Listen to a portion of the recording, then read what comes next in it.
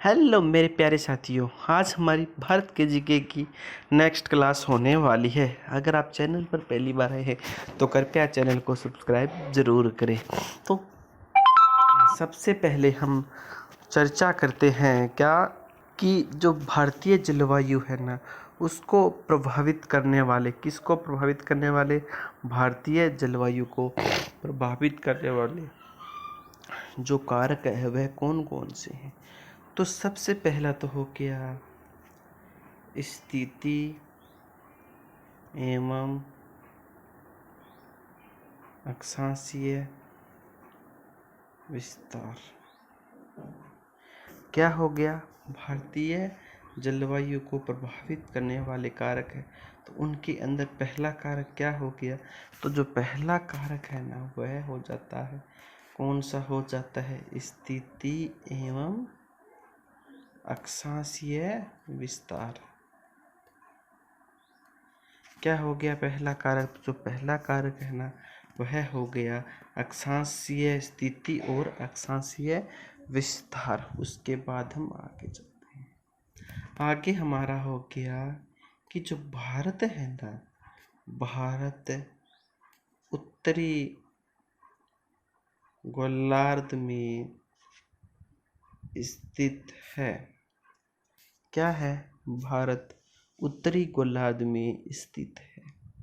आपसे पूछ लिया जाए कि जो भारत है, क्या जो भारत है वह कौन सी गोलार्ध में स्थित है, तो उसका सही आंसर होगा उत्तरी गोलार्ध में। कौन से गोलार्ध में है? तो भारत हमारा उत्तरी गोलार्ध में स्थित है। फिर आगे क्या है? आगे है एवं कर्क रेखा भारत के लगभग मध्य से गुजरती है। कौन सी रेखा? कर्क रेखा। कर्क रेखा कहाँ से गुजरती है? तो कर्क रेखा भारत के मध्यम से गुजरती है। कौन से गुजरती है? भारत के मध्यम से गुजरती है। कौन गुजरती है? कर्क रेखा। याद, जैसे कि ये हमारा भारत हो गया और ये होगी कर्क रेखा, जो कि सेंटर पॉइंट यानी लगभग मध्यम से ही गुजरती है। अतः यहाँ का तापमान उच्च रहता है। क्या है? उच्च रहता है। किसका तापमान? जो है ना हमारी यहाँ का जो तापमान है, यानी जहाँ से कर्क रेखा गुजरती है, तो यहाँ का जो टेम्परेचर है, जो तापमान है, वह क्या है? वह उच्च रहता है। क्या रहता है? उच्च रहता है। तो हमने यह जाना कि जो भारतीय जलवायु है ना, क्या भारतीय जलवायु, तो भारतीय जलवायु को प्रभावित करने वाले कारकों में से जो सबसे पहला कारक है वह हो जाएगा स्थिति एवं अक्षांशीय विस्तार। कौन सा हो गया? स्थिति और अक्षांशीय विस्तार। यानी जो हमारा भारत है, क्या जो हमारा भारत है वह उत्तरी गोलार्ध में स्थित है। कहाँ पर स्थित है? उत्तरी गोलार्ध में स्थित है। तो आपसे पूछ लिया जाए कि भारत कौन से गोलार्ध में स्थित है, उसका आंसर दीजिए। तो आप क्या आंसर दोगे? तो आपका जो आंसर होगा वह आएगा उत्तरी गोलार्ध। क्या आ गया? उत्तरी गोलार्ध। यानी जो भारत है ना, क्या भारत वह उत्तरी गोलार्ध, क्या उत्तरी गोलार्ध में स्थित है। क्या है? स्थित है। तो भारत कौन से गोलार्ध में स्थित है?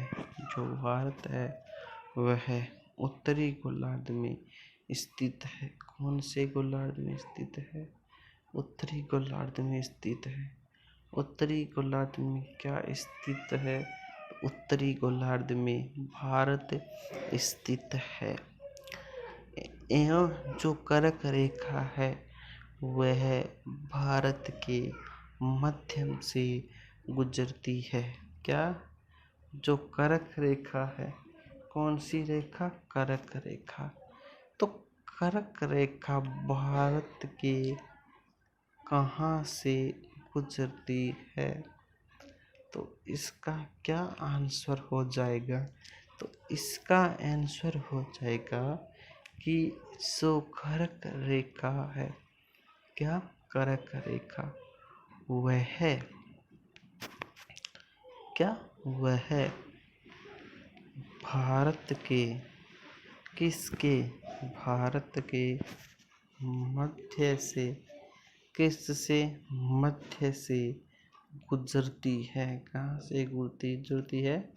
मध्य से गुजरती है। तो भारत के मध्य से क्या गुजरती है? तो भारत के मध्य से कर्क रेखा गुजरती है। क्या गुजरती है? कर्क रेखा गुजरती है। कहाँ से गुजरती है? भारत के मध्य से गुजरती है। अतः यहाँ का तापमान उच्च रहता है। क्या? यहाँ का तापमान उच्च रहता है। यहाँ कहाँ का?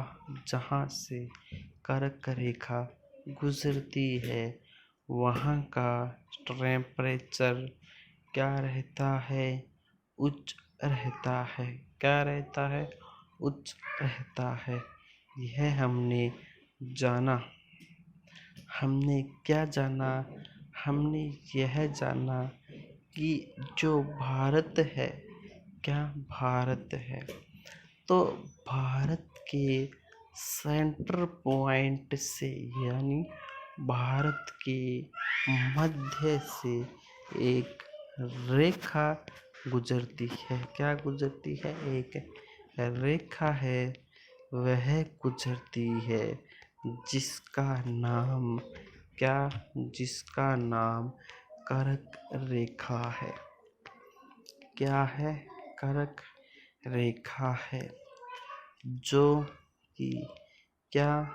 कि जो कि भारत को किसको? जो कि भारत को कितने भागों में विभाजित करती है?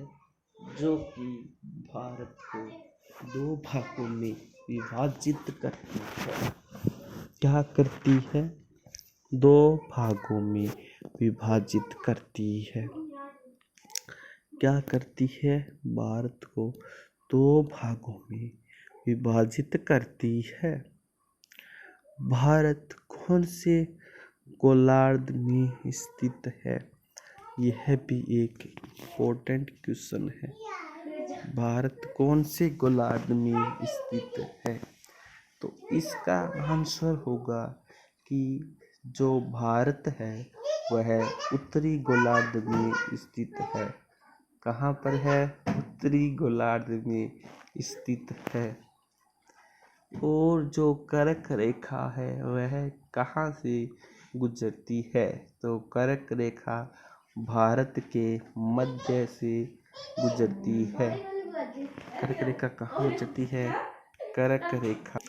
तो कर्क रेखा भारत को 2 भागों में विभाजित कर देती है। क्या कर देती है? 2 भागों में डिवाइड कर देती है। फिर आपसे पूछ लिया जाए कि जो कर्क रेखा है, क्या कर्क रेखा जो भारत से गुजरती है, कहाँ से गुजरती है? भारत से गुजरती है। तो कर्क रेखा जो भारत से गुजरती है, इस कारण यहाँ का टेम्परेचर क्या? यहाँ का टेम्परेचर, बोले तो यहाँ का तापमान उच्च रहता है। क्या रहता है? उच्च रहता है। क्या रहता है? उच्च। यहाँ का तापमान उच्च रहता है। तो आपने यहाँ पर क्या जाना? हमने यहाँ पर यह जाना कि जलवायु को प्रभावित करने वाले कारकों में से स्थिति एवं अक्षांशीय विस्तार का भी महत्वपूर्ण योगदान है। क्या है? महत्वपूर्ण योगदान है। इसका जो योगदान है वह किस प्रकार का है, इस पर भी हम चर्चा कर लेते हैं। तो जो भारत है ना, क्या है ना भारत, तो भारत उत्तरी गोलार्ध में स्थित है। भारत कौन से गोलार्ध में स्थित है? भारत उत्तरी गोलार्ध में स्थित है। भारत कहाँ पर स्थित है? भारत उत्तरी गोलार्ध में स्थित है। कहाँ पर स्थित है? उत्तरी गोलार्ध में स्थित है। उत्तरी गोलार्ध में क्या स्थित है? उत्तरी गोलार्ध में भारत स्थित है। आपसे पूछ लिया जाए कि भारत किस गोलार्ध में स्थित है, तो इसका आप क्या आंसर दोगे? तो इसका आप आंसर दोगे कि भारत उत्तरी गोलार्ध में स्थित है। उत्तरी गोलार्ध में स्थित है। फिर पूछ ले कि कर्क रेखा भारत के किस साइड से गुजरती है? तो कर्क रेखा भारत के एकदम मध्य से गुजरती है। क्या? कर्क रेखा भारत के, तो कर्क रेखा कहाँ से गुजरती है? तो कर्क रेखा भारत के मध्य से गुजरती है। कहाँ से गुजरती है? कर्क रेखा भारत के मध्य से गुजरती है। तो उसके बाद है कि कर्क रेखा भारत के मध्य से गुजरने से यहाँ के टेम्परेचर, यहाँ के तापमान पर क्या प्रभाव पड़ा है? तो मैं आपको बतला दूं कि कर्क रेखा मध्य से गुजरने से यहाँ का जो टेम्परेचर है, क्या, यहाँ का जो तापमान है वह उच्च हो गया है। क्या? उच्च रहता है। तो आपने क्या जाना? हमने जाना कि जो भारतीय जलवायु है ना, क्या, भारतीय जलवायु, तो भारतीय जलवायु को प्रभावित करने वाले कारकों में जो सबसे पहला जो कारक है वह स्थिति एवं अक्षांशीय विस्तार है। क्या है? स्थिति एवं अक्षांशीय विस्तार है। हमने क्या जाना? हमने जाना कि भारतीय जलवायु को प्रभावित करने वाले कारकों के अंदर जो सबसे पहला या जो फर्स्ट कारक है वह है स्थिति एवं अक्षांशीय विस्तार। क्या हो गया? स्थिति एवं अक्षांशीय विस्तार, ये है पहला कारक हो जाता है। क्या हो जाता है? ये है पहला कारक हो जाता है। किसका पहला कारक हो जाता है? जो भारतीय जलवायु है ना, तो भारतीय जलवायु को प्रभावित करने वाले, क्या, भारतीय जलवायु को प्रभावित करने वाले कारकों के अंदर यह पहला कारक हो जाता है। तो जो पहला कारक है स्थिति एवं अक्षांशीय विस्तार, क्या स्थिति एवं अक्षांशीय विस्तार, इस पर थोड़ी सी अपनी राय प्रस्तुत कीजिए। क्या इस पर थोड़ी सी अपनी राय दीजिए। तो मैं आपको बतलाना चाहूँगा कि जो भारतीय जलवायु को जो प्रभावित करने वाला कारक स्थिति और जो अक्षांशीय विस्तार है ना, तो ये है भारत है। तो सबसे पहला तो यही हो गया कि जो हमारा भारत देश है, कौन सा देश? भारत देश।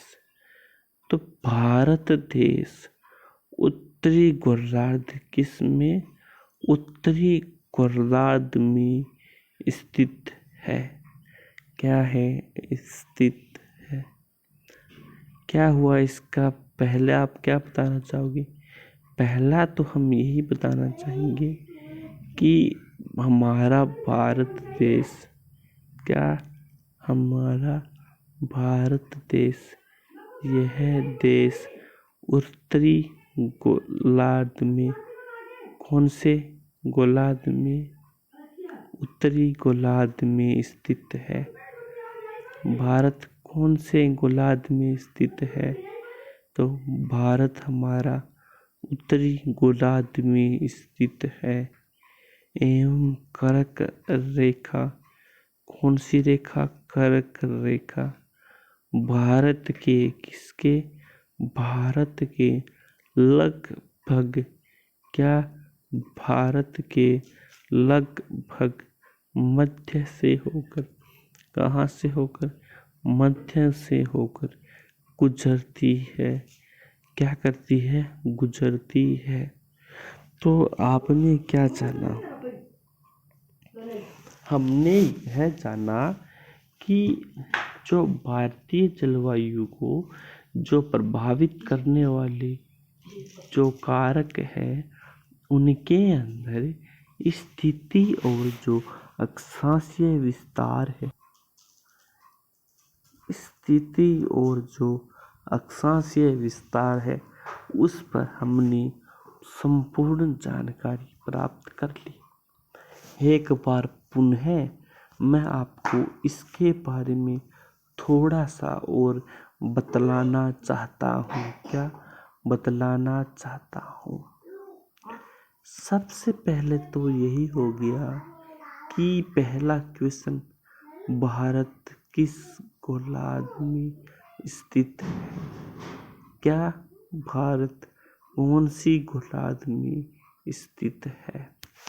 तो इसका आप स्टूडेंट क्या आंसर देंगे कि जो हमारा भारत है वह किस गोलार्ध में स्थित है? इसका आप क्या आंसर दोगे कि भारत किस गोलार्ध में स्थित है? तो इसका एक ही आंसर आपके मुंह से निकलना चाहिए कि जो हमारा भारत है, यह हमारा उत्तरी गोलार्ध में स्थित है। कहाँ पर स्थित है? उत्तरी गोलार्ध में। उत्तरी गोलार्ध में। उत्तरी गोलार्ध में क्या स्थित है?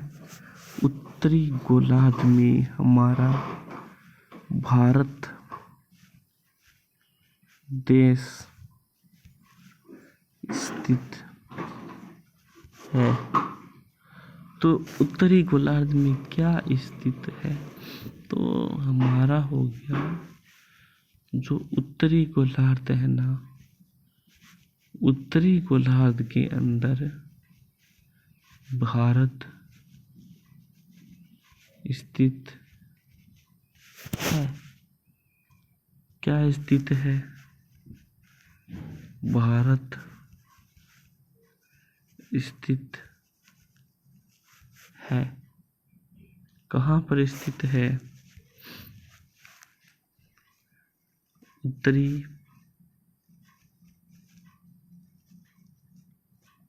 गोलार्ध में कहाँ है? तो जो हमारा भारत है, जो हमारा इंडिया है, ये है उत्तरी गोलार्ध में स्थित है। कौन से गोलार्ध में स्थित है? ये है उत्तरी गोलार्ध में स्थित है। फिर आगे है कि भारत के अंदर जो कर्क रेखा गुजरती है, क्या जो कर्क रेखा गुजरती है वह भारत के कौन से हिस्से से गुजरती है? क्या हो गया? कौन से हिस्से से गुजरती है? तो हमने जाना कि जो हमारा भारत देश है ना, कौन सा देश? भारत देश। तो भारत देश के अंदर जो कर्क रेखा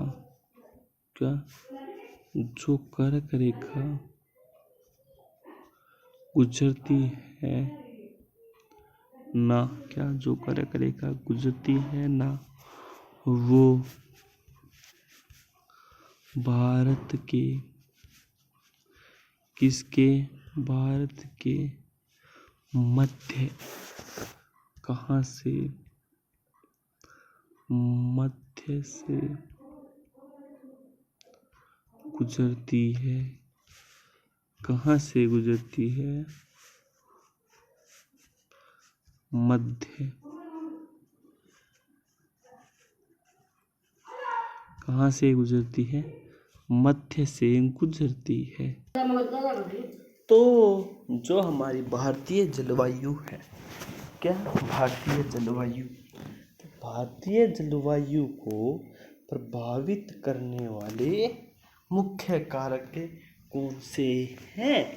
क्या भारतीय जलवायु को प्रभावित करने वाले मुख्य कारक कौन कौन से हैं? उन पर हम टिप्पणी कर रहे हैं। क्या कर रहे हैं? टिप्पणी कर रहे हैं। तो उनके अंदर जो सबसे पहला कारक है ना, स्थिति और जो अक्षांशीय विस्तार है, उस पर हम अच्छी तरह से चर्चा कर रहे हैं। तो उसके बारे में हमने जाना कि जो भारत है, जो इंडिया है, वह उत्तरी गोलार्ध में स्थित है।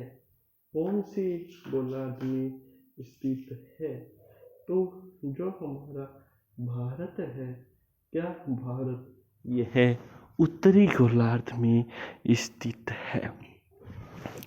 कौन से गोलार्ध में स्थित है? तो भारत हमारा उत्तरी गोलार्ध के अंदर स्थित है। एवं कर्क रेखा, कौन सी रेखा? कर्क रेखा भारत की यानी कर्क रेखा भारत के मध्य से गुजरती है। क्या है? कर्क रेखा भारत के मध्य से गुजरती है। क्या करती है कर्क रेखा? कर्क रेखा भारत के एकदम मध्य से गुजरती है। फिर हम आगे देखें तो एक क्वेश्चन भी हमारा यह भी बन जाता है, कर्क रेखा भारत के कितने कर्क रेखा है वह क्या हो गया? तो कर्क रेखा भारत के कितने राज्यों से गुजरती है? Important question. इसका आप क्या आंसर दोगे? इसका आंसर हो जाएगा कर्क रेखा भारत के किसके? भारत के 8 राज्यों से। कितने राज्यों से? 8 राज्यों से। कर्क रेखा भारत के कितने राज्यों से गुजरती है? तो कर्क रेखा भारत के 8 राज्यों से गुजरती है। कितने राज्यों से? 8 राज्यों से। तो कर्क रेखा जो भारत के 8 राज्यों से गुजरती है, उसके अंदर सबसे पहला कौन सा राज्य आता है? तो उसके अंदर सबसे पहला राज्य गुजरात राज्य आता है। गुजरात, राजस्थान, मध्य प्रदेश, छत्तीसगढ़, असम, त्रिपुरा, मिजोरम और मणिपुर, इन राज्यों से होती हुई यह कर्क रेखा गुजरती है। क्या करती है? कर्क रेखा गुजरती है। तो कर्क रेखा भारत के कितने राज्यों से गुजरती है? तो कर्क रेखा भारत के 8 राज्यों से गुजरती है। कितने राज्यों से गुजरती है? 8 राज्यों से गुजरती है। तो मैं आशा करता हूँ कि आप सभी स्टूडेंट भली भांति समझ चुके होंगे कि जो कर्क रेखा है वह कहाँ कहाँ से गुजरती है। तो कर्क रेखा है ना, वह भारत के मध्य से गुजरती है। कहाँ से गुजरती है? कर्क रेखा भारत के मध्यम से गुजरती है। कहाँ से गुजरती है? मध्य से गुजरती है। इसी कारण क्या? इसी कारण या फिर इस कारण क्या? इसी कारण क्या? इसी कारण या फिर इसी कारण जो कर्क रेखा है, उसके गुजरने के कारण यहाँ का तापमान उच्च रहता है। क्या रहता है? उच्च रहता है। क्या उच्च रहता है? यहाँ का तापमान उच्च रहता है। क्या रहता है? उच्च रहता है। उसके बाद मैं आपसे पूछूं कि कर्क रेखा भारत की भारत कौन से गोलार्ध में स्थित है? तो जो हमारा भारत है, जो हमारा इंडिया है, जो हमारा वतन है, वह क्या है? वह किस गोलार्ध में स्थित है? क्या? किस गोलार्ध में स्थित है? हमारा भारत देश किस गोलार्ध में स्थित है? इसका आपको एकदम बारीकी से या फिर एकदम अच्छी तरह से इसका आपको आंसर देना है। क्या करना है? आपको आंसर देना है। तो इसका जो आंसर आ जाएगा वह आ जाएगा उत्तरी गोलार्ध में। हाँ, उत्तरी गोलार्ध में। अब हम आगे चलते हैं। तो जो भारतीय जलवायु है, क्या भारतीय जलवायु को प्रभावित करने वाला दूसरा कारक है समुद्र से दूरी। क्या? समुद्र से दूरी। तो भारतीय जलवायु को प्रभावित करने वाला दूसरा महत्वपूर्ण कारक कौन सा है? क्या? भारत ये जलवायु को प्रभावित करने वाला दूसरा महत्वपूर्ण कारक कौन सा है? इसके बारे में बतलाइए। तो वह हो जाएगा समुंदर से दूरी। क्या? समुंदर से दूरी, यानी भारतीय जलवायु को प्रभावित करने वाले कारकों में जो समुंदर से दूरी है ना, वह भी महत्वपूर्ण है। क्या? वह भी महत्वपूर्ण कारक है। क्या है? महत्वपूर्ण कारक है। तो हमने क्या जाना? हमने जाना कि जो भारतीय जलवायु है।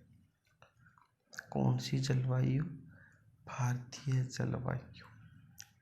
तो भारतीय जलवायु को प्रभावित करने वाले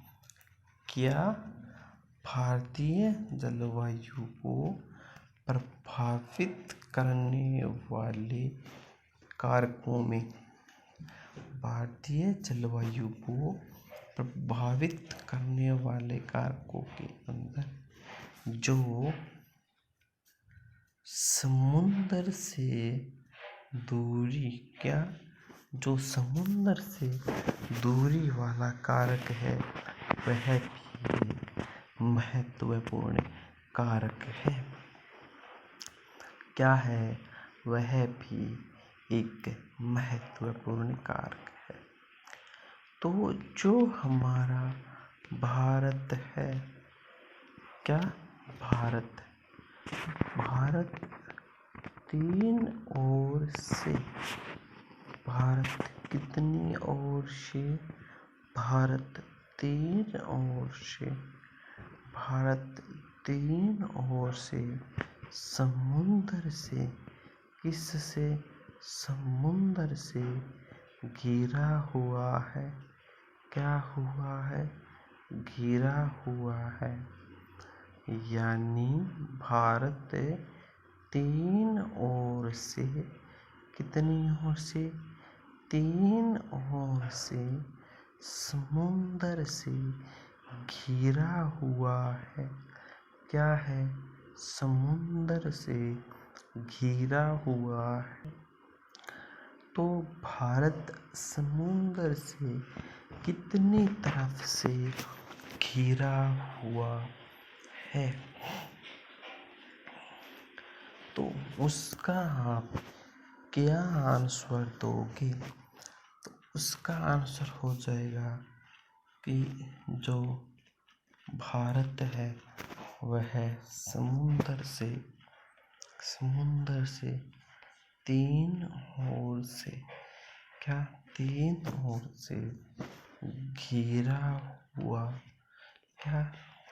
तीन ओर से घिरा हुआ है। भारत के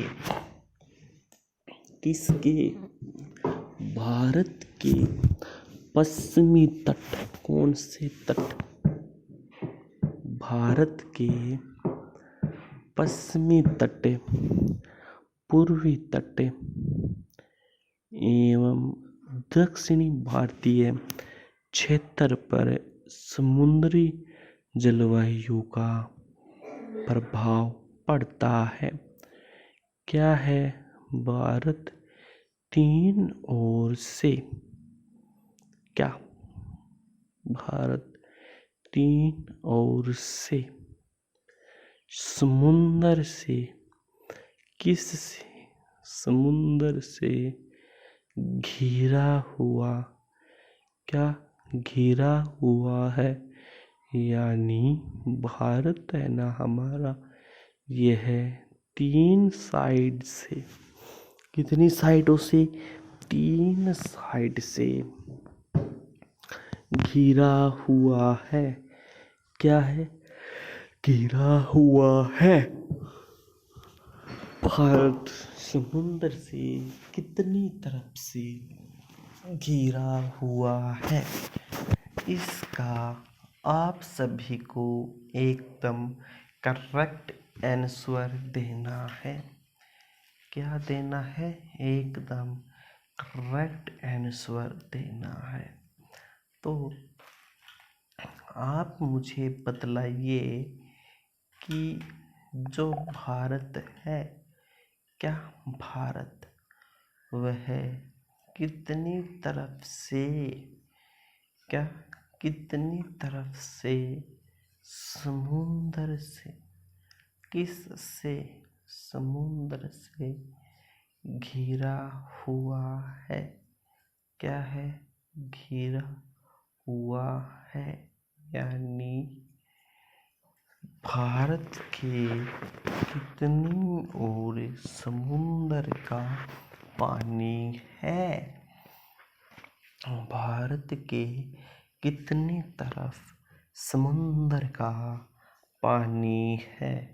यह भी हमारे लिए एक इम्पोर्टेंट क्वेश्चन बन जाता है। क्या इम्पोर्टेंट क्वेश्चन बन जाता है। तो हमने जाना, क्या जाना हमने यह जाना कि भारत तीन ओर से समुंदर से घिरा हुआ देश है। क्या जाना हमने? हमने जाना भारत, क्या भारत तीन ओर से, कितनी तरफ से? तीन तरफ से समुंदर से, किस से? समुंदर से घिरा हुआ, क्या घिरा हुआ क्षेत्र देश है। क्या देश है? यानी भारत देश के तीन तरफ जल ही जल है। क्या है? जल ही जल है। यानी भारत तीन ओर से जल से घिरा हुआ एक देश है। क्या भारत, क्या हो गया? भारत तीन तरफ से जल से घिरा हुआ एक देश है। क्या है? एक देश है। और फिर हमने जाना कि भारत के, क्या भारत के पश्चिमी तट, क्या भारत के पश्चिमी तट, पूर्वी तट एवं दक्षिणी भारतीय क्षेत्र पर समुद्री जलवायु का प्रभाव पड़ता है। तो हमने जाना कि समुद्र से तीन तरफ घिरा हुआ जो देश है वह हमारा भारत देश है। क्या है? वह हमारा भारत देश है। फिर भारत के पश्चिमी तट, पूर्वी तट एवं दक्षिण भारतीय क्षेत्र पर समुद्री जलवायु का प्रभाव पड़ता है। आपने यहाँ पर क्या जाना? आपने यहाँ पर जाना कि जो भारत है ना, क्या भारत, तो भारत तीन ओर से तो जल से घिरा हुआ, क्या जल से घिरा हुआ देश है। किससे घिरा हुआ देश है? जल से घिरा हुआ देश है। और भारत के पश्चिमी तट, कौन से तट? भारत के पश्चिमी तट, पूर्वी तट एवं दक्षिणी भारतीय क्षेत्र पर समुद्री जलवायु का प्रभाव पड़ता है। क्या? समुद्री जलवायु का प्रभाव पड़ता है। फिर आगे चलते हैं। आगे है उत्तरी पर्वतीय श्रेणियाँ। क्या है उत्तरी पर्वतीय श्रेणियाँ? यानी हिमालयी क्षेत्र भारत की जलवायु को प्रभावित करता है। आपने यहाँ पर क्या जाना? हमने यहाँ पर जाना कि जो भारतीय जलवायु है, कौन सी भारतीय जलवायु? तो भारतीय जलवायु को प्रभावित करने वाला जो तीसरा सबसे महत्वपूर्ण जो कारक है वह है उत्तरी पर्वतीय श्रेणियाँ है। कौन सा है? उत्तरी पर्वतीय श्रेणियाँ है। यानी हिमालयी क्षेत्र। क्या हिमालयी क्षेत्र भारत की किसकी? भारत की हिमालयी क्षेत्र भारत की जलवायु, क्या जलवायु का प्रभाव क्या हो गया? प्रभाव पड़ता है। क्या पड़ता है? प्रभाव पड़ता है। तो आपने यहाँ पर क्या जाना? तो हमने यहाँ पर यह जाना कि भारत के किसके? भारत के हिमालयी क्षेत्र। कौन सा क्षेत्र? हिमालयी क्षेत्र। क्या हो गया? हिमालयी क्षेत्र भारत की किसकी? भारत की क्या? हिमालयी क्षेत्र भारत की जलवायु को जलवायु को प्रभावित करते हैं। क्या करते हैं? जलवायु को प्रभावित करते हैं। फिर नेक्स्ट भू आकृति। क्या आ गया? नेक्स्ट भू आकृति। यानी भारत की क्या? भारत की भू आकृति संरचना। क्या हो गया? भू आकृति। तो भारत की भू आकृतिक संरचना पहाड़, पठार, मैदान एवं रेगिस्तान भी भारत की जलवायु को प्रभावित करते हैं। तो भारत की जलवायु को प्रभावित करने वाले कारकों में अगला कारक कौन सा है? तो उसका भी आप मुझे उत्तर दीजिए। तो उसका आप क्या आंसर बताओगे? तो उसका आप आंसर बताएंगे कि भू आकृति। कौन सी आकृति? भू आकृति। यानी भारत की भू आकृति संरचना पहाड़, पठार, मैदान एवं रेगिस्तान भी भारत की जलवायु को प्रभावित करते हैं। क्या हुआ? हमारा हुआ कि भारत की किसकी? भारत की ही भू आकृति। क्या? भारत की भू आकृतिक संरचना। कौन सी संरचना? भू आकृतिक संरचना। कौन सी संरचना? भू आकृतिक संरचना। पहाड़, पठार, मैदान एवं रेगिस्तान भी भारत की जलवायु को प्रभावित करते हैं। क्या करते हैं?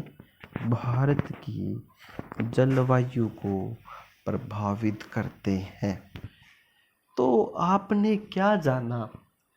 हमने जाना कि जो भू आकृति है ना, क्या भू आकृति? वह भारत की भू आकृतिक संरचना पहाड़, पठार, मैदान एवं रेगिस्तान भी भारत की जलवायु को प्रभावित करते हैं। फिर नेक्स्ट है हमारा मानसूनी हवाएं। भारतीय जलवायु को प्रभावित करने वाले कारकों के अंदर अगला महत्वपूर्ण कारक कौन सा है? तो हमने क्या जाना? हमने जाना कि भारतीय जलवायु को, कौन सी जलवायु को?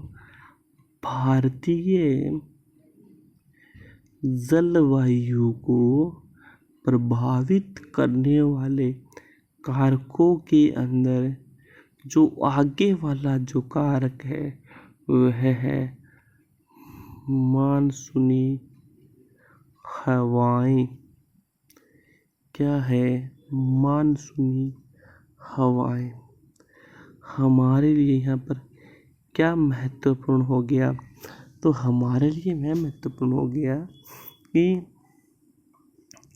जो मानसूनी हवाएं हैं, क्या जो मानसूनी हवाएं, तो मानसूनी हवाएं भी भारतीय, क्या मानसूनी हवाएं भी भारतीय जलवायु, क्या भारतीय जलवायु को प्रभावित करती है। क्या हो गया कि जो मानसूनी हवाएं हैं, कौन सी हवाएं? मानसूनी हवाएं। तो मानसूनी हवाएं भी भारतीय जलवायु को प्रभावित करती है। क्या करती है? प्रभावित करती है। हवाओं में आर्द्रता की मात्रा। क्या हो गया? हवाओं में आर्द्रता की मात्रा। क्या हो गया हमारा? हवाओं में आर्द्रता की मात्रा। हवाओं की दिशा, क्या? हवाओं की दिशा एवं गति आदि का स्थान विशेष के जलवायु पर व्यापक असर होता है। क्या होता है? व्यापक असर होता है। तो आप लोगों ने यहाँ पर क्या जाना? तो हमने यहाँ पर यह जाना कि जो मानसूनी हवाएं हैं ना, कौन सी हवाएं? जो मानसूनी हवाएं। तो मानसूनी हवाएं भी, क्या मानसूनी हवाएं भी भारतीय जलवायु को प्रभावित करती है। क्या करती है? जो हमारी भारत है ना, तो भारत की जलवायु को भी प्रभावित करती है। हवाओं में आर्द्रता की मात्रा। क्या? हवाओं में आर्द्रता की मात्रा, हवाओं की दिशा एवं गति। क्या हवाओं की दिशा एवं गति आदि का स्थान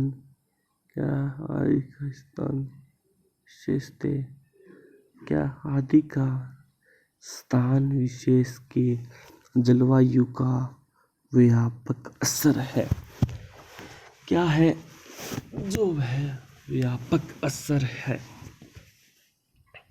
उसके बाद हम आगे चलते हैं। आगे है जेट स्ट्रीम। क्या है आगे? आगे है जेट स्ट्रीम। तो जेट स्ट्रीम क्या? जेट स्ट्रीम कौन सी स्ट्रीम?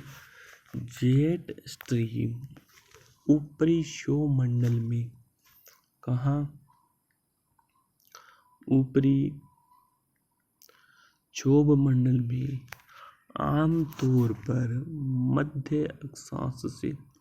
क्या आमतौर पर मध्य अक्षांश में भूमि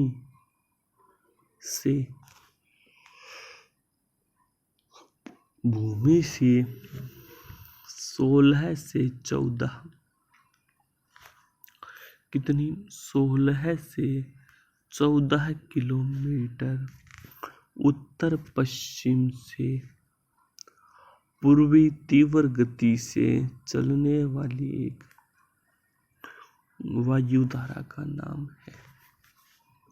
क्या हो गया कि जेट स्ट्रीम ऊपरी क्षोभमंडल में आमतौर पर मध्य अक्षांश में भूमि से 6 से 14 किमी पर 6 से 14 किमी ऊपर उत्तर पश्चिम में। क्या?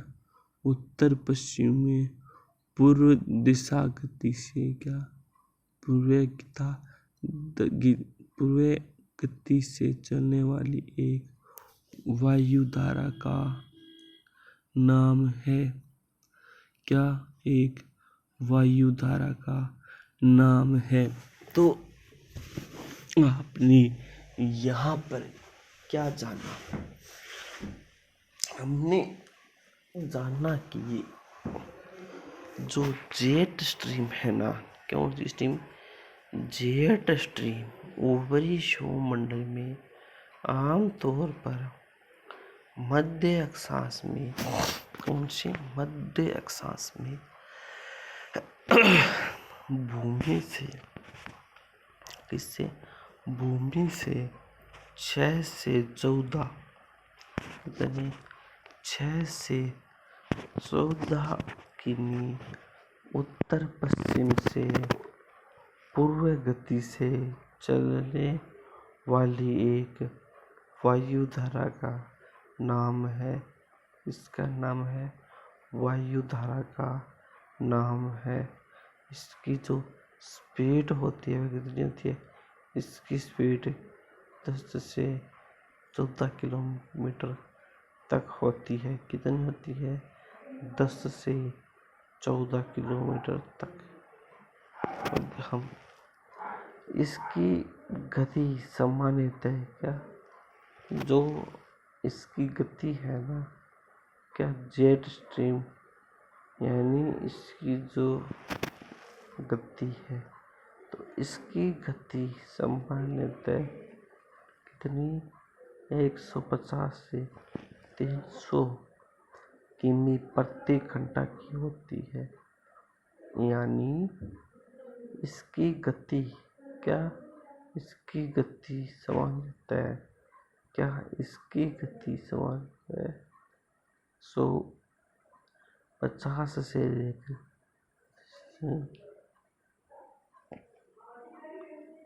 क्या है 150 से 300 किमी प्रति घंटा के बीच स्थित है। भारत में दक्षिणी पश्चिमी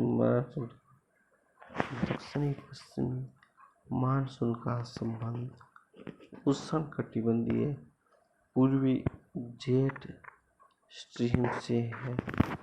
क्या है क्या यहाँ पर है कि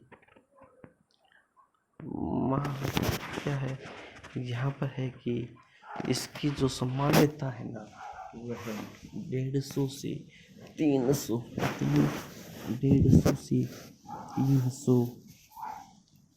किमी प्रति घंटा होती है। भारत के दक्षिण पश्चिमी मानसून की उत्पत्ति का संबंध उष्णकटिबंधीय पूर्वी जेट स्ट्रीम से है। फिर नेक्स्ट है उष्णकटिबंधीय, कौन सा? उष्णकटिबंधीय चक्रवात एवं पश्चिमी विक्षोभ दोनों हरकतों ये मड़ी हुए, यानी उष्णकटिबंधीय चक्रवात का निर्माण बंगाल की खाड़ी और अरब सागर में होता है। क्या अगर उष्णकटिबंधीय चक्रवात और पश्चिमी विक्षोभ, तो उष्णकटिबंधीय चक्रवात का निर्माण बंगाल की खाड़ी और अरब सागर में होता है। इन चक्रवातों का व्यापक प्रभाव पूर्वी एवं पश्चिमी तटीय भागों की मौसमी दशाओं पर पड़ता है। पश्चिमी विक्षोभ भारतीय उपमहाद्वीप के पश्चिमी जेट प्रवाह के साथ भूमध्य सागरीय प्रदेश से आता है। यह देश के उत्तरी मैदानी भागों में पश्चिमी हिमालय प्रदेश को शीतकालीन मौसमी दशाओं को प्रभावित करता है। एल नीनो प्रभाव, भारत में मौसमी दशाएं एल नीनो से ही प्रभावित होती है। एल नीनो एक संकरी गर्म समुद्री जलधारा है जो कुछ वर्षों के अंतराल पर पेरू ठंडी जलधारा को स्थापित कर देती है। वर्ष 1987 में भारत में भयंकर सूखा एल नीनो का परिणाम था।